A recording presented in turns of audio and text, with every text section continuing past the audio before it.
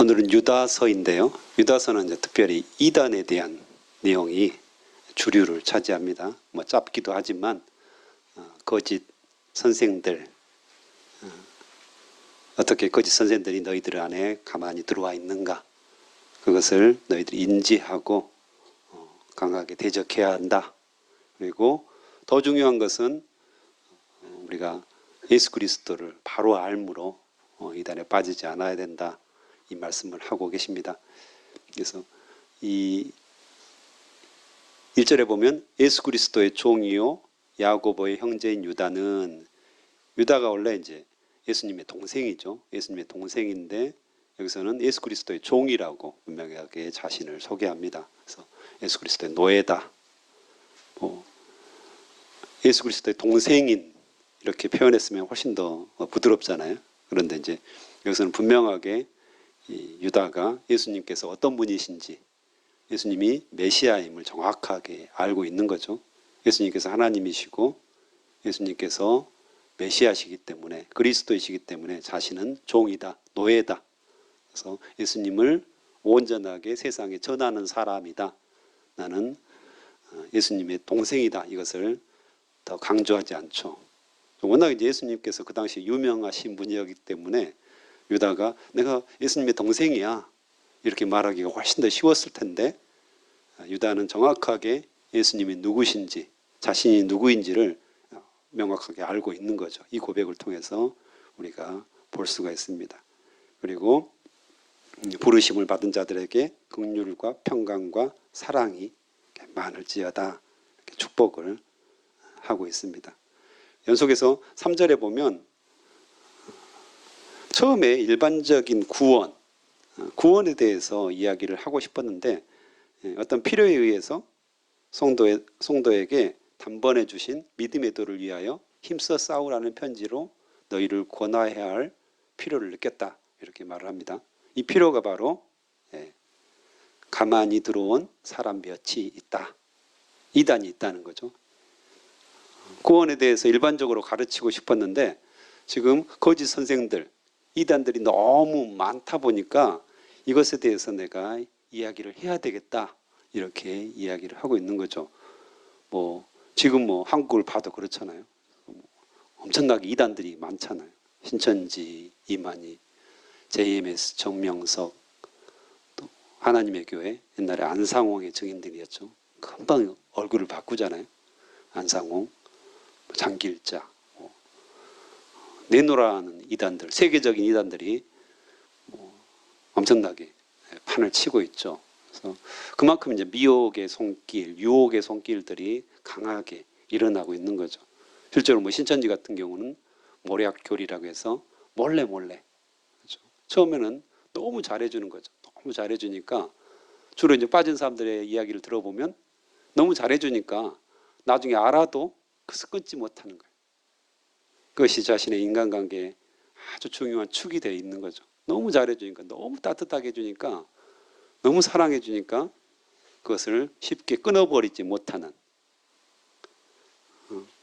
거짓된 거잖아요. 거짓 사랑, 거짓 섬김, 목적이 있는 거잖아요. 분명하게. 그 목적이 다하고 섬김이 끝이 다하면 그 사랑도 끝나는 거죠. 그런데 이런 것들을 우리도 지금 경험하고 있는 거잖아요. 그 당시에 이제 이때 성도들도 이걸 경험했다는 거죠. 그래서 그 대표적인 것들이 이제 이단들이었죠. 그래서 그들을 보면 어떤 특성을 가지고 있냐 보면 4절에 보면 그들은 옛적부터 이미 판결을 받기로 미리 기록된 자다. 이미 심판을 받았다, 이렇게 분명하게 말씀하시고요. 또한 경건하지 않다. 경건하지 않고, 두 번째로 우리 하나님의 은혜를 도리어 방탕한 것으로 바꾸고 음란하고 죄악되다, 이렇게 이야기를 합니다. 그래서 지금 정명석도 계속 성문제로 재판을 받았고 실형을 받았고 계속해서 문제를 일으키고 있잖아요. 수많은 이단들의 그런 수괴들이 이런 성적인 문제로 계속해서 재판을 받고 감옥에 들어갔다 오고 이런 일들이 수없이 일어나고 있잖아요. 그렇죠? 방탕한 것으로 바꿨다는 거죠. 또한 결정적으로 홀로 하나이신 주제 곧 우리 주 예수 그리스도를 부인하는 자. 이것이 중요하죠. 예수님을 부인하는 거예요. 예수님께서 그리스도시다. 예수님께서 메시아시다. 이것을 부인해요. 당시 이단들, 대표적인 이단들이 지금도 뭐 똑같은 모습인데요. 예수님은 영이시지 육으로 오신 게 아니다. 그래서 예수님 자체가 우리를 예수 그리스도께서 우리를 구원하지 않으셨다. 이렇게 이야기를 합니다. 예수님은 실패하셨다. 신천지 이만희가 대표적인 지금 예잖아요. 예수님이 실패하셨고 자기가 메시아다. 내가 구원자다. 우리 신천지에 들어와야지 새하늘과 새 땅에 들어갈 수 있다. 이게 대표적인 거죠. 그 당시에도 있었어요. 지금도 있는 거고요. 우리 세상 끝날까지 아마 이 이단은 있을 거예요. 그래서 예수님을 부인하는 거죠. 비방하는 거죠. 예수님이 실패했다. 그래서 5절에 보면 내가 다시 너희로 생각나게 한다. 어떤 일이 있었는가 한번 생각해 보자. 이거죠. 그런 자들, 예수님을 비방하고 예수님을 부인하고 도리어 방탕하게 되었고 죄를 지었던 사람들이 어떻게 되었는지 아냐. 구약이 나타나 있다 이 말이죠. 다시 생각나게 한다. 그래서 첫 번째 이야기가 애굽 출애굽을 이야기하는 거죠. 주께서 백성을 애굽에서 구원하여 내시고 후에 그렇죠? 나중에 믿지 아니하는 자들을 멸하셨느니라. 구원하셨지만 애들이 타락하니까 죄를 지으니까 멸하셨다.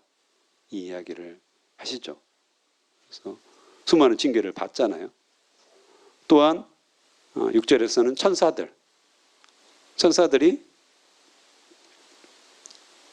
자기 지위를 지키지 않고 자기 초소로 떠났다는 거죠. 자기 역할들을 하지 않았다는 거죠. 그들을 심판의 날까지 영원한 결박으로 흑암에 가두셨다. 심판하셨다는 거죠. 또한 소돔과 고모라 여기도 자신들의 음란, 성적인 음란 것 때문에 다른 육체를 따라갔기 때문에 영원한 불의 형벌을 받았다. 이 모든 것들이 거울이 된다. 이렇게 이야기합니다. 잘 봐라. 하나님께서 반드시 심판하신다. 즉 이 말은 가만히 들어온 이단들, 이들에 대해서 하나님께서 심판하시겠다는 경고죠. 내버려 두지 않으신다. 하나님께서 반드시 심판하시고 반드시 그들을 멸망시키실 것이다. 이렇게 말씀을 하십니다. 그래서 너희 또 거울처럼 잘 보고 두렵고 떨림으로 주님 앞에 서 있으라. 이렇게 말씀을 하십니다. 그래서 때로는 우리가 두려움조차도 느낄 때도 있죠. 많은 청년들이 그곳에 들어가고 있고 많은 사람들이 빠지고 있잖아요. 이단들에. 그러면서 이거 어떻게 될 것인가? 한국교회가 어떻게 될 것인가? 두려움도 있고 걱정과 근심이 있죠. 하지만 하나님께서는 그들의 마지막을 분명하게 이야기하고 있죠. 그래서 우리가 적극적으로 좀 불쌍히 여기고 긍휼히 여기고 그런 마음들이 필요한 거죠. 또 8절에 보면 가만히 들어온 이단은 꿈꾸는 사람이라고 합니다. 꿈꾸는 사람. 꿈꾼다는 거 비전 굉장히 좋은 내용 같은데 여기서는 이제 꿈꾼다는 것은 성경보다도 성경 말씀 다시 계속해서 기록되고 있는 말씀 하나님의 말씀보다는 꿈을 중시한다는 겁니다. 내가 이걸 봤다. 환상을 봤다. 이거잖아요. 환상 속에서 하나님께서 나에게 이야기하셨다. 몰몬교 같은 것이 이제 대표적인 이단이죠. 그렇죠? 봤다는 거죠. 몰몬경을 받았다. 이렇게 이야기를 합니다. 그래서 예수님을 부인하는 거죠. 그래서 말씀이 훨씬 더 중요하고 말씀을 우리가 권위에 둬야 되는데 그걸 다 없인 여기는 거죠. 그래서 그와 같이 육체를 더럽히며 권위를 없인 여기며 영광을 비방하는도다.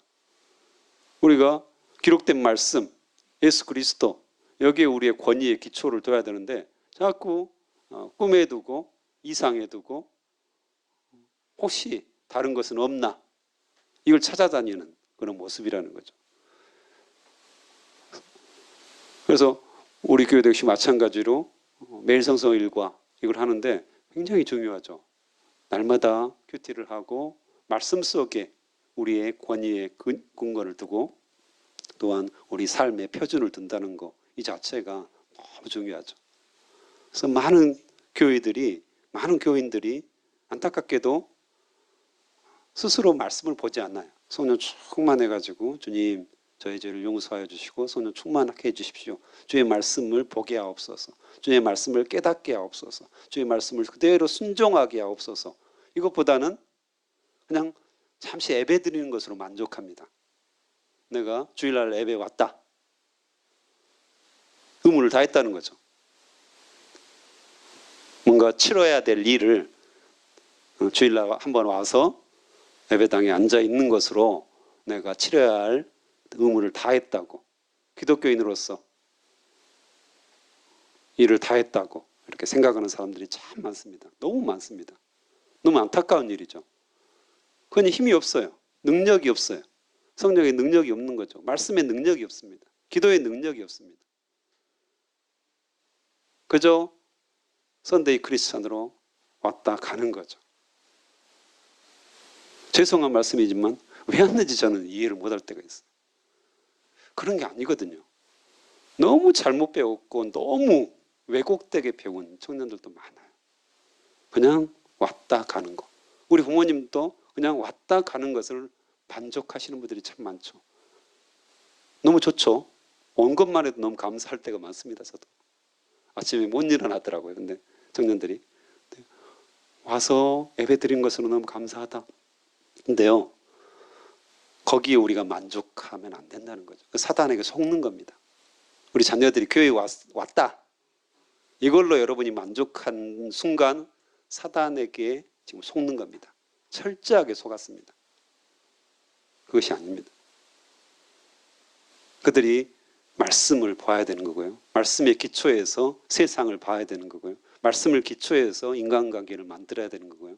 말씀의 기초에서 공부를 해야 되는 거고요. 말씀의 기초에서 직장생활을 하도록 해야 되는 거죠. 정말 간절히 기도하고 간절히 소망하고 간절히 가르쳐 지키게 해야 되는 것이 우리의 사명이라는 거죠. 주일학교도 마찬가지고요. 중고등부 애들도 마찬가지고요. 대학 청년부도 마찬가지고요. 다음 세대가 이 말씀의 기초, 흔들리지 않는 말씀, 언제나 일정한 말씀, 이것에 기초를 두지 않으면 이 꿈꾸는 사람들처럼 수많은 이단들이 판치고 있는 이 세상에서 어떻게 살아갈 수 있을지 참 참담한 일이죠. 참담한 일이죠. 뭐 이단들 뿐입니까? 수많은 세상의 유혹도 만만치 않는 거잖아요. 그래서 우리가 심각하게 이 부분들은 늘 고민해야 된다고 저는 믿습니다. 그래서 우리 젊은이들이, 물론 이제 우리 어르신들이 성경 말씀에 근거하도록 계속해서 말씀을 묵상하고 학가다하고 통독하고 연구하고 이것이 생활화됐으면 좋겠고, 그것이 다음 세대에 그대로 흘러갔으면 좋겠습니다. 우리 부모님은 늘 말씀 보셨어. 늘 말씀 따라서 사셨어. 순종하셨어. 말씀이 좌하라면 좌했고, 말씀이 우하라면 우했어. 말씀이 가라 하면 갔고, 말씀이 멈추라면 멈췄고, 말씀이 뒤로 물러서라면 늘 물러섰어. 이것이 우리 자녀들에게 믿음의 귀한 뿌리가 되지 않겠습니까? 이런 역사가 일어났으면 좋겠습니다. 우리가 늘 아침에 일어나면 말씀 보는 모습, 저녁에 잠들기 전에 말씀 보고 기도하는 모습, 이런 모습만 보여줘도 자녀들이 변화될 줄로 믿습니다.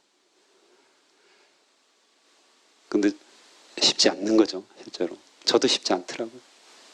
끊임없는 그런 노력과 애씀과 이런 것들이 필요하더라고요.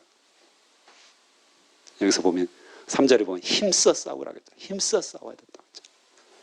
그냥 가볍게 신앙생활하면 우리 자녀들도 가볍게 신앙생활 할 겁니다.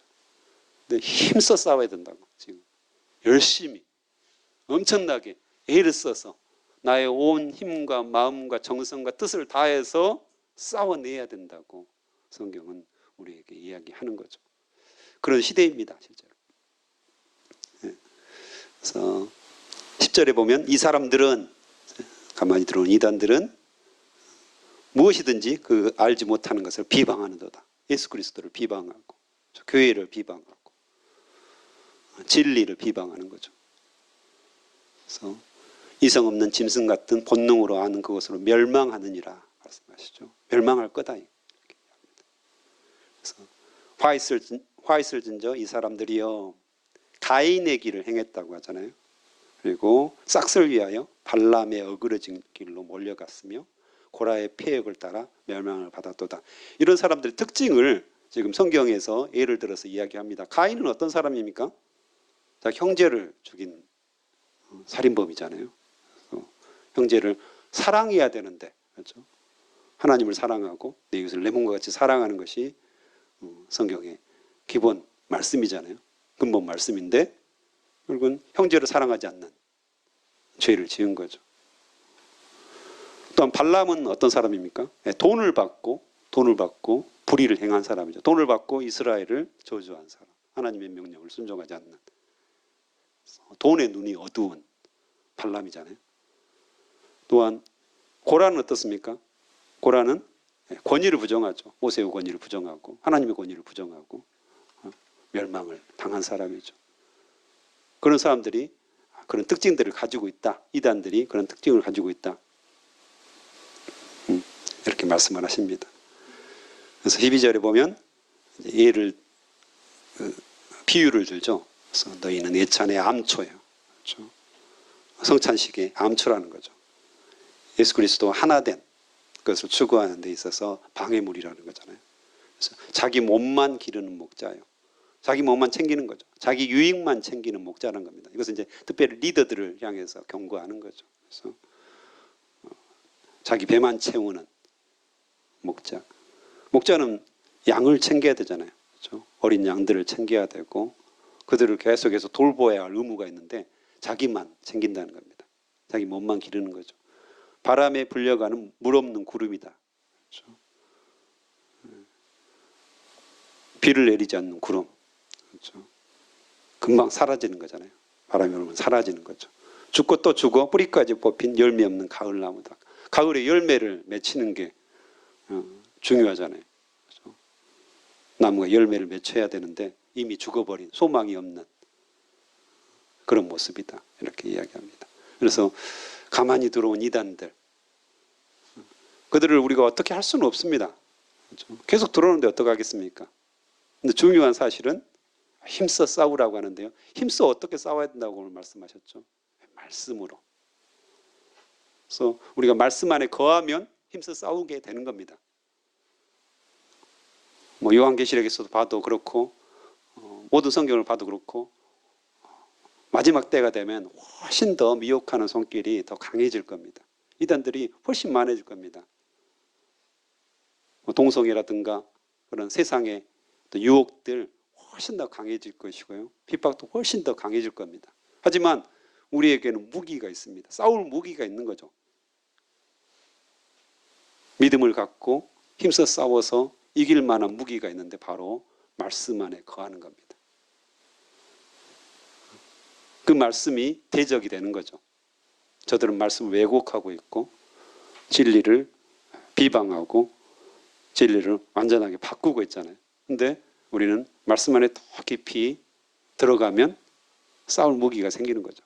말씀 스스로, 말씀 자체가 그들을 대적하기 때문에 우리가 말씀에 거하면 우리는 염려할 것이 없는 것입니다.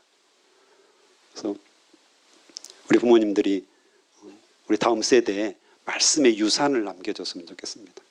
늘 학가당하는 모습을 보여주는 모습. 그리고 말씀대로 기준을 세우고 다른 사람들을, 특별히 이제 자녀들 앞에서 다른 사람들을 비방하거나 비난하거나 참 조심해야 되죠. 지도자들 특별히. 그래서 말씀대로 사는 겁니다. 그 모습을 보여주면 자녀들도 동일하게 말씀이 중요하구나, 이것을 깨닫게 되는 날이 반드시 있을 줄로 믿습니다. 네, 함께 기도하시겠습니다. 하나님 감사합니다. 오늘도 말씀하여 주셔서 감사합니다. 지금 이 시대도 수많은 이단들이 아버지요, 진리를 비방하고 예수 그리스도를 부인하고 아버지요, 우리 믿는 자들을 유혹하는 때입니다. 그리고 세상도 사탄도 계속해서 우리를 공격하는 이 시대를 우리가 살고 있습니다. 유다서에 아버지 드러난 많은 내용들이 바로 이 시대에 우리 주변에 일어나고 있는 일인데, 주님 우리에게 힘써 싸우라고 말씀하여 주셔서 감사합니다. 꿈꾸는 자들, 그들을 대적하라고 말씀하여 주셔서 감사합니다. 오히려 말씀에 뿌리를 두고 말씀을 아버지 늘 사모하고 그 말씀에 따라 순종하며 삶으로 이 모든 대적들을 물리쳐 이길 수 있다고 말씀하여 주셔서 감사합니다. 그들은 다 무익하고 다 멸망할 것이고 아버지 그 음란한 세대들은 다 아버지 사라질 거라고 주님이 분명하게 약속하여 주셔서 감사합니다. 주변의 수많은 상황과 환경 속에서 우리가 흔들릴 때라도 말씀 안에 굳게 서서 매일매일 큐티하고 매일매일 성경을 통독하고 매일매일 학가다로 읊조리고 매일매일 주의 말씀이 그러한가 하여 상고하는 우리 모든 성도들 될 수 있도록 축복하여 주시옵소서. 주님을 찬양합니다. 예수님의 이름으로 기도합니다. 아멘.